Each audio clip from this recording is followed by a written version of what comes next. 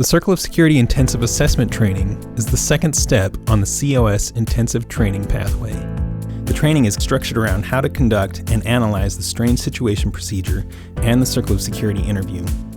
The training is case-based and features video material from clinical cases selected to present various types of caregiving struggles and attachment difficulties. Participants are introduced to the assessment manual and practice reviewing and analyzing case video. The ultimate goal of the intensive assessment is to identify the linchpin struggle within the parent-child relationship, the one change in a parent's approach to the top of the circle, the bottom of the circle, or hands on the circle that would have the greatest positive impact on the relationship.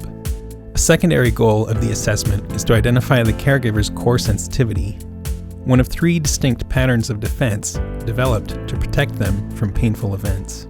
Identifying the caregiver's core sensitivity helps guide the clinician in conducting the more formal therapy process of treatment.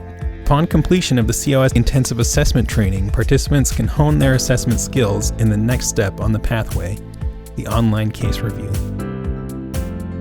More information about the Circle of Security Intensive Training pathway is available at circleofsecurityinternational.com.